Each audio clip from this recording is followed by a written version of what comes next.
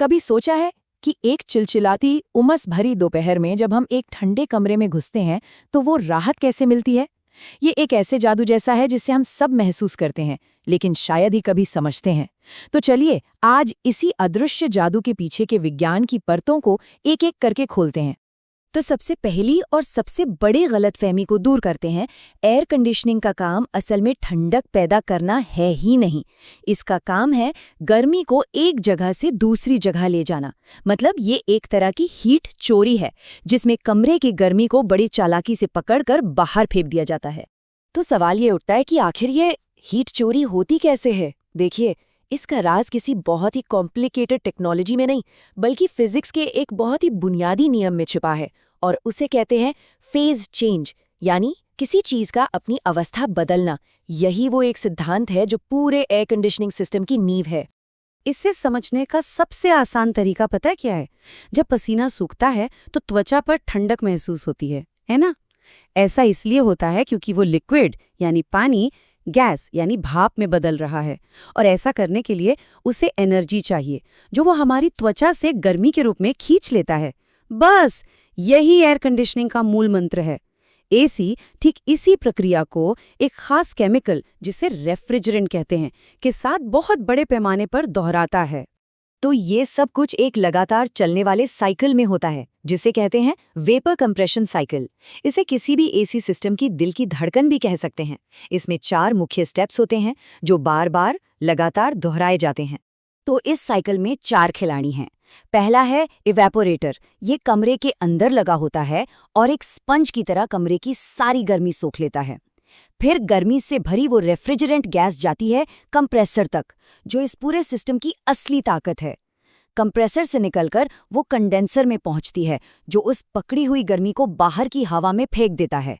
और आखिर में एक्सपेंशन वाल्व, जो सब कुछ रीसेट कर देता है ताकि ये साइकिल दोबारा शुरू हो सके।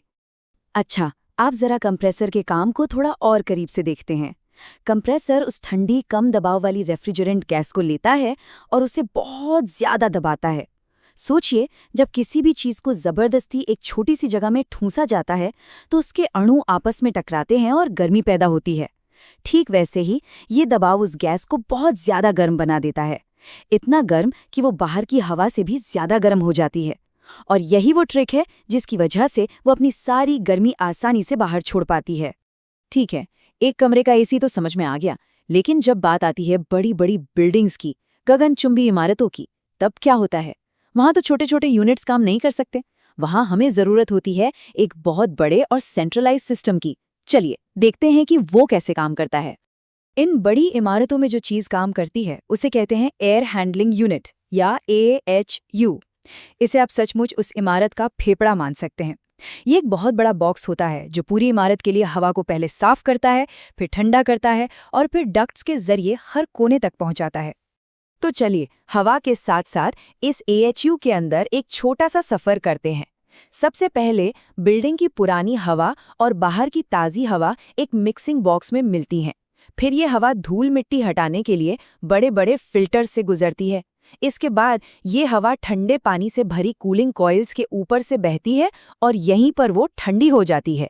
और आखिर में एक बहुत बड़ा पंखा इस साफ और ठंडी हवा को डक्ट्स के रास्ते पूरी बिल्डिंग में धकेल देता है। लेकिन रुकिए, कहानी यहीं खत्म नहीं होती। आज के HVAC सिस्टम्स सिर्फ ताकतवर ही नहीं है, बल्कि बहुत बहुत ज्यादा स्मार्ट भी हैं। सिर्फ ठंडी हवा फेंकना काफी नहीं है, उसे कुशलता से, एफिशिएंसी के साथ करना जरूरी है। और यहीं पर एंट्री होती है स्मार्ट कंट्रोल स्ट्रैटेजीज की। इस पूरे स्मार्ट ऑपरेशन का जो दिमाग है उसे कहते हैं बिल्डिंग मैनेजमेंट सिस्टम, या BMS।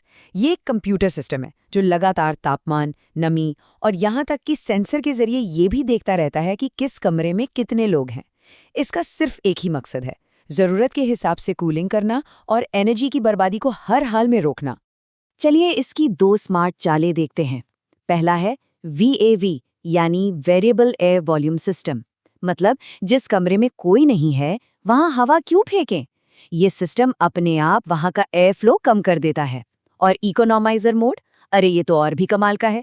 अगर बाहर का मौसम वैसे ही ठंडा और अच्छा है तो सिस्टम AC चलाने के बजाय बस उसी ठंडी हवा को फिल्टर करके अंदर भेज देता है। इसे कहते हैं फ्री कूलिंग। इसमें कंप्रेसर चलाने की भारी भरकम एनर्जी बच जाती है। तो ये सब जानना इतना जरूरी क्यों है? क्योंकि इस आराम की, इस ठंडक की एक कीमत चुकानी पड़ती है, और वो कीमत है एनर्जी। अब हम इस पहेली के सबसे जरूरी हिस्से पर आते हैं। HVAC सिस्टम का हमारी एनर्जी की खपत पर क्या असर पड़ता है? जरा इस चार्ट पर एक नजर डालिए। किसी भी टिपिकल कमर्शियल बिल्डिंग में जितनी भी बिजली इस्तेमाल होती है, उसका लगभग 40% हिस्सा सिर्फ और सिर्फ हीटिंग, वेंटिलेशन और एयर कंडीशनिंग यानी HVAC सिस्टम खा जाता है। ये किसी भी एक सिस्टम द्वारा सबसे बड़ी खपत है। 40%! सोचिए जरा, ये सिर्फ एक आंकड़ा नहीं है, ये दुनिया भर की इमारतों में बिजली की बहुत बड़ी खपत को दिखाता है। और यही वो जगह है जहां इंजीनियर्स और डिजाइनर्स सबसे बड़ा बदलाव ला सकते हैं।